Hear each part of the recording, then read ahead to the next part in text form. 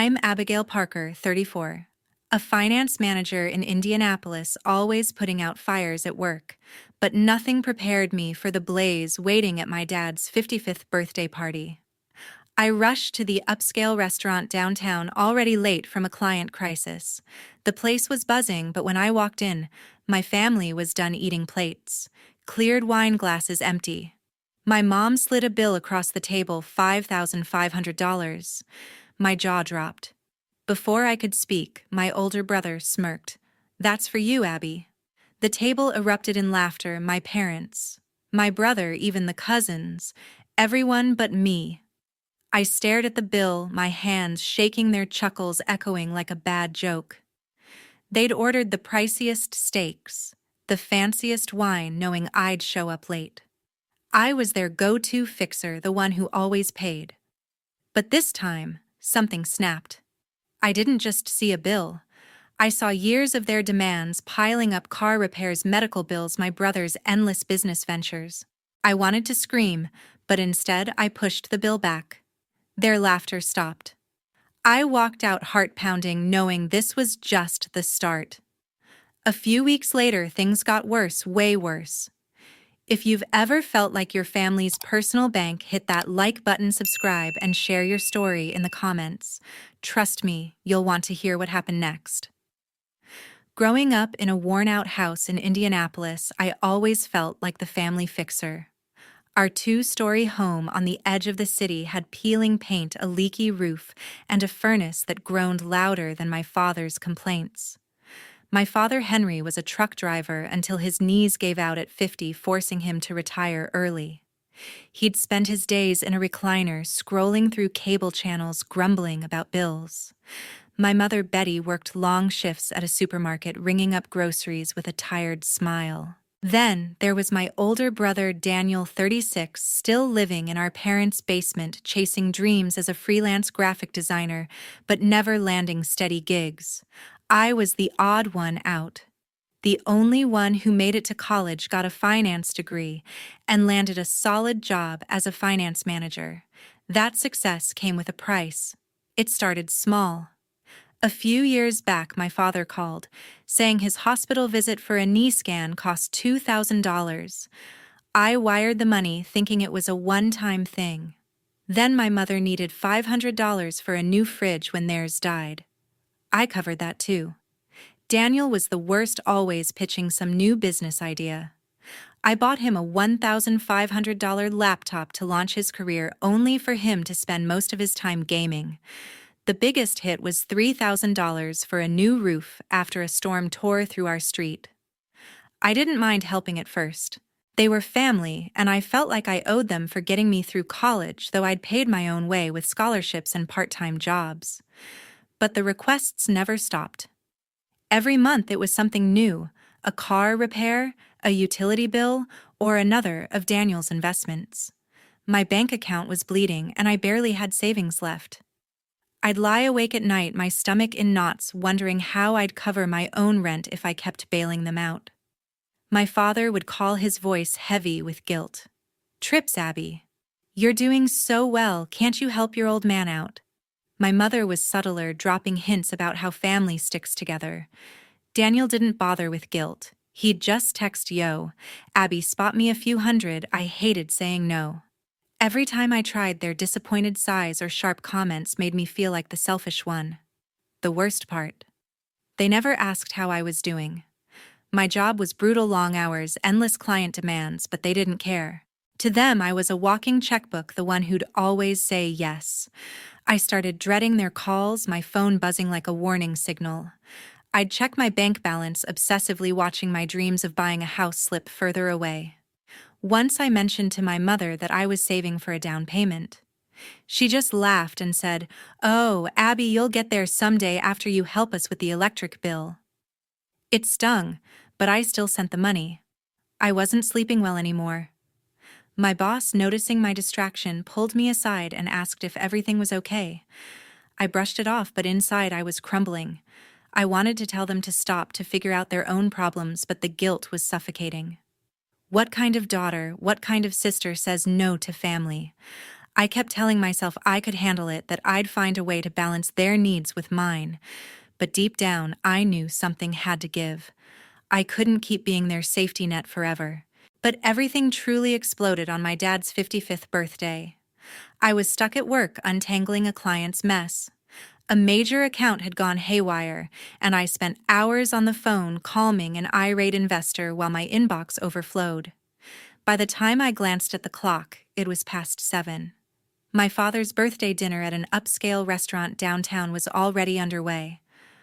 I grabbed my purse, sped across Indianapolis, and parked outside the glittering venue, my stomach churning with dread. I was late again.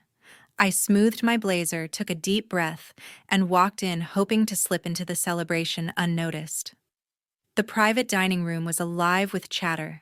My parents, Daniel, and a few cousins sat around a long table, empty plates, stacked high wine bottles nearly drained. The air smelled of seared steak and garlic butter. My mother caught my eye first, her smile tight.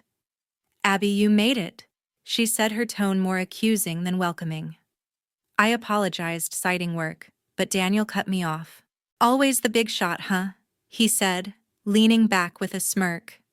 The cousins chuckled, and my father raised an eyebrow, sipping his wine. I forced a smile, trying to ignore the sting.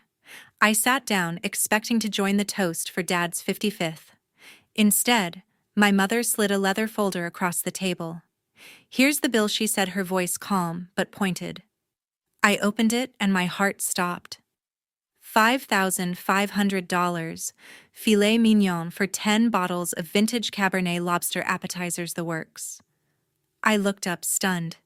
"You expect me to pay this?" I asked, my voice shaking. My father leaned forward, his expression serious. "Abby, you're doing so well. It's time to share your success with family." Daniel grinned, folding his arms. "That's for you, Abby," he said, his words dripping with mockery.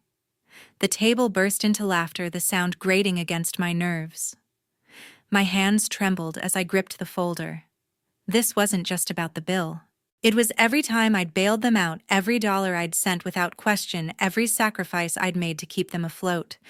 I thought of my dwindling savings, the house I couldn't afford, the nights I'd spent worrying about their next request. They didn't see me as family, they saw me as their solution. My mother's smile didn't waver, but her eyes were cold, expectant. Daniel's smirk widened like he enjoyed watching me squirm. Even the cousins who barely knew me joined in as if my role was a given. I wanted to scream, to flip the table, to tell them how their demands had drained me, but I didn't. I took a slow breath, my resolve hardening. "No," I said, my voice steady despite the knot in my chest. "I'm not paying this." I pushed the folder back toward my mother, the leather scraping against the tablecloth. The laughter died. My father's face hardened and Daniel's smirk vanished. "Abby, don't be selfish," my mother said, her tone sharp now. But I was done. I stood my chair, scraping the floor, and walked out, their stunned silence trailing behind me. Outside, the cool night air hit my face, but it couldn't calm the fire inside. I was furious at them, at myself, for letting it go this far. My hands shook as I unlocked my car, my mind racing with every time I'd said yes when I should have said no. This wasn't just about one dinner. It was about years of being their fallback, their safety net, their bank. As I drove away, the city lights blurring through my tears, I knew something had shifted. The next morning, my phone buzzed with 38 missed calls and angry texts. I woke up to a screen full of notifications, my heart sinking as I scrolled through them. My mother had sent a string of messages, each one sharper than the last. "Abby, how could you embarrass us like that?" one read. "You're so selfish walking out on your father's big day," said another. My father's texts were colder, more direct. "We need to talk about your attitude." Daniel, my older brother, didn't bother with texts. He'd posted a cryptic status on Facebook. Some people forget where they came from when they get a fancy job. The post had 12 likes, including from a few cousins who'd been at the dinner. My stomach churned, not just from their words, but from the public humiliation.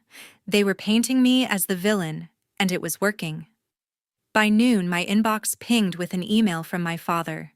The subject line read, "Family Financial Agreement."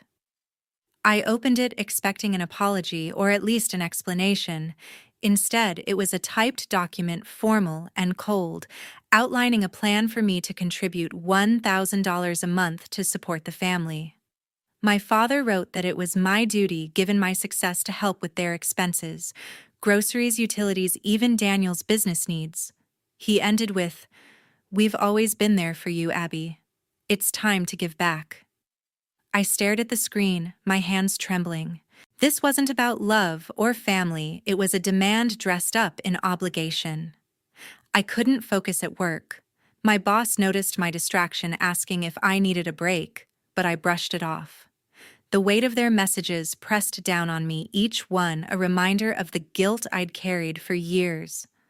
I wanted to call them to explain why I'd walked out, but their words kept echoing, selfish, ungrateful. By evening, I was a wreck, barely holding it together. I texted my boyfriend Michelle, asking to meet at a small coffee shop near my apartment. He was a bank officer, calm and steady, the opposite of my chaotic family. I needed his perspective, someone who wouldn't judge me. At the coffee shop, I spilled everything over a latte. I told Michelle about the dinner, the $5,500 bill, and how I'd pushed it back across the table. I showed him the texts, the email, Daniel's Facebook post. My voice cracked as I admitted how trapped I felt, how their demands had drained me for years. Michelle listened, his brow furrowed, not interrupting until I was done. Then he leaned forward, his voice low but firm. "Abby, this isn't about family. They're manipulating you. They're using guilt to control your wallet." His words hit like a punch. I'd never heard it put so plainly, but he was right. He pointed out how my father's email wasn't a request. It was a contract, like I owed them for existing. Michelle pulled up Daniel's post on his phone, shaking his head. "This is public shaming, Abby. They're trying to make you cave." He asked me to think about what I'd gained from giving them money, nothing but more demands. I sat there, the coffee growing cold as his words sank in. For the first time, I saw my family's actions for what they were not. Love, not loyalty, but a calculated way to keep me tethered. Michelle reached across the table, squeezing my hand. "You don't owe them your life," he said. "You deserve to live for yourself." Driving home, I felt a mix of relief and anger. Relief because someone finally understood, anger because I'd let this go on so long. I deleted their texts without responding, muted their notifications, and archived my father's email. I wasn't ready to confront them again, not yet. But Michelle's words stuck with me, a lifeline in the chaos. I knew I couldn't keep living like this, always at their mercy. Something had to change, and it had to start with me. A few weeks later, I drove to my parents' house, bracing for a showdown. The two-story house in outer Indianapolis looked as tired as ever, with chipped paint and overgrown shrubs. My father had called the day before, his voice softer than usual, saying we needed to talk things out as a family. I agreed, hoping for a real conversation, but my gut told me otherwise. After weeks of their relentless texts and that ridiculous email about a monthly payment, I was ready to draw a line. I parked, took a deep breath, and stepped inside, my heart pounding like a drum. My parents and Daniel were waiting in the living room. The old couch sagged under my father's weight, and my mother sat stiffly, her hands folded tight. Daniel lounged in a chair, scrolling on his phone, barely glancing up. "Abby, good you came." My mother said, her tone clipped but trying to sound warm. My father gestured to a seat, holding a printed document, the same family financial agreement from his email. "We need to sort this out," he said, sliding it toward me. The paper outlined a plan for me to pay $1,000 a month for their expenses. I scanned it, my jaw tightening. It wasn't a discussion, it was an ambush. I pushed the paper back. "I'm not signing this," I said, my voice firm. My mother's face fell, and she launched into a lecture about family duty. "We raised you, Abby. You owe us this much," she said, her eyes narrowing. My father chimed in, his voice heavy with disappointment. You're successful because of us. Don't turn your back now." Daniel smirked, finally looking up. "Yeah, Abby, don't be so high and mighty," he said, his tone mocking. I felt the familiar guilt creeping in, but Michelle's words echoed in my mind. "They're manipulating you." I took a breath, steadying myself. "I've given you thousands over the years. Hospital bills, laptops, a new roof. When does it end?" I asked, my voice rising. My mother started to interrupt, but I kept going. "I can't keep bankrolling your lives while I'm barely holding on to mine." The room went quiet, their faces a mix of shock and anger. Then Daniel, rolling his eyes, muttered, "If Dad didn't have that $20,000 savings tucked away, maybe we'd need your money more." The words hung in the air. My father's face froze and my mother's eyes widened, shooting Daniel a look. "What savings?" I asked, my voice sharp. Daniel hesitated, realizing his mistake, but it was too late. "The account Dad's had for years," he said, trying to backtrack. "It's for emergencies, not like we're hiding it." My father cut in, his voice defensive. "It's for our future, Abby. We just wanted to test your loyalty to see if you'd step up." I stared at them, my blood boiling. $20,000 hidden while they pressured me for every cent I had. This wasn't about need, it was about control. I stood my chair, scraping the floor. "You lied to me," I said, my voice shaking with rage. "You let me drain my savings, my dreams, to test me." My mother tried to speak, her voice softer now, but I cut her off. "No, I'm done. I'm not your bank anymore." I grabbed my purse, my hands trembling, and headed for the door. My father called after me. "Abby, don't do this," but I didn't stop. Daniel shouted something about me being ungrateful, but his words faded as I stepped outside. The cool air hit my face, and I felt a rush of freedom, like a weight had lifted. But it came with pain, a deep, aching hurt.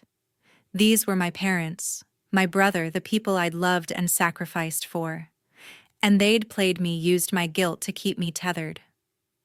As I drove away, tears stung my eyes, but my resolve hardened. I wasn't going back. Not this time. 1 week later, sitting in Dr. Ann Parker's office, I finally felt like I could breathe. The small room in downtown Indianapolis had warm lighting and a soft couch, a stark contrast to the chaos I'd left behind. After walking out on my family, I'd spent weeks wrestling with guilt and anger. A colleague recommended Dr. Parker, a therapist known for helping people untangle family issues. In our first session, I poured out everything: the birthday dinner, the relentless demands, the hidden savings account. Dr. Parker listened, her calm demeanor grounding me. "Your family used guilt to control you," she said, her voice steady. "They made you feel responsible for their problems." Her words echoed what Michelle had said, but hearing it from a professional hit differently. For the first time, I saw my role clearly: not a hero, but a pawn in their game of manipulation. Dr. Parker helped me unpack years of conditioning. She pointed out how my parents' expectations had wired me to prioritize their needs over mine. "Guilt is a powerful tool," she said, "but it's not your job to fix them." Each session chipped away at the weight I'd carried, replacing it with a sense of clarity. I started journaling, writing down moments when I'd felt trapped, like when I paid for Daniel's laptop or my father's hospital bills. It was painful but freeing, like peeling back layers of a wound to let it heal. Next, I met with Peggy Lewis, a financial advisor recommended by a coworker. Her office was sleek, with spreadsheets pinned to a corkboard. I brought my bank statements, embarrassed by how little I had left.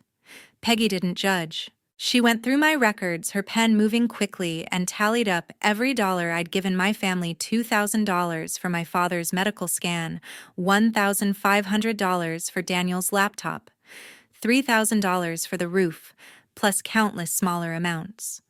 The total stunned me: $25,000 over 5 years. "That's a down payment on a house," Peggy said, her tone matter of fact. I felt my chest tighten, realizing how much I'd sacrificed for their demands. Peggy helped me create a budget, funneling money into savings and investments. "You're not just rebuilding your finances," she said. "You're reclaiming your future." With my finances in order, I needed something to ground me emotionally. I signed up for a yoga class at a local studio, something I'd always wanted to try but never had time for. The first session was awkward. My downward dog was more like a wobbly plank, but the instructor, a kind woman named Sarah, encouraged me to keep going. Over weeks, I got stronger, my breaths deeper, my mind quieter. I met two women in the class, Lisa and Maria, who invited me for coffee after sessions. They were nothing like my family, no expectations, no hidden agendas. We'd talk about work hobbies, even our dreams, and I felt a spark of connection I hadn't known I'd been missing. At work, I threw myself into my role as a finance manager. My boss noticed my renewed focus, assigning me a high-profile project with a major client. I spent late nights analyzing data crafting proposals, and it paid off. A promotion to senior manager came with a raise. For the first time, I saw my career as a source of pride, not just a means to fund my family's needs. I started setting boundaries, like turning off my phone after 8 p.m. to avoid their calls. The guilt still lingered, but Dr. Parker's voice in my head reminded me, their problems aren't yours. Michelle was my rock through it all. Over dinner one night, he pulled out a notebook and helped me sketch a financial plan for the next 5 years. We mapped out savings goals, a timeline for buying a house, even a small vacation fund. You're building something for yourself now, he said, his eyes warm with pride. His support wasn't just practical, it was emotional. A reminder that I wasn't alone. We'd spend weekends hiking, laughing over coffee, or just sitting quietly, and I felt a sense of peace I hadn't known in years. By the end of 6 months, I was a different person. The woman who'd walked out of her parents' house angry and hurt was still there, but she was stronger, more sure of herself. I hadn't spoken to my family since that day, and though it pained me, I knew it was right. My life was mine now, not a ledger for their demands, but a canvas for my own dreams. By Thanksgiving, I drove to my parents' house knowing it'd be the last time. The familiar 2-story house in outer Indianapolis loomed ahead, its chipped paint glowing faintly under the November dusk. I'd avoided their calls for months, but my grandfather Norman had asked me to come, promising a family dinner to heal things. His voice, frail but kind, was the only reason I agreed. With my new boundaries in place thanks to therapy and Michelle's support, I steeled myself for whatever awaited. I parked, clutching the pumpkin pie I'd baked, and walked into a house filled with a scent of roasted turkey and tension. The dining room was crowded with relatives, but the mood was anything but festive. My parents sat at the head of the table, their smiles forced. Daniel slouched beside them, picking at his plate. My grandfather Norman sat quietly, his weathered hands folded. I took a seat, feeling every eye on me. The conversation started innocently, talk of weather, football, but it didn't last. My mother leaned forward, her voice sweet but calculated. Abby, Daniel's car broke down. It's a big repair. We thought you could help. Daniel nodded, adding, it's only fair since you're doing so well. My stomach twisted. They hadn't changed. I set down my fork, my voice steady. I'm not paying for that. The table fell silent. My father's face reddened. Abby, this is family. You don't turn your back on us, he said, his tone sharp. My mother chimed in. You've always helped before. Don't start acting selfish now. Their words stung, but I'd heard them too many times. I started to respond, but my grandfather raised a trembling hand, silencing the room. Enough, he said, his voice firm despite his age. All eyes turned to him. Norman looked at me, his eyes warm but sad. When I was your age, Abby, I had a brother who leaned on me for money, always a new excuse, a new need. I gave until I had nothing left, and he still asked for more. It broke me. He paused, his gaze sweeping the table. You're doing to her what he did to me. She's not your bank. The room froze.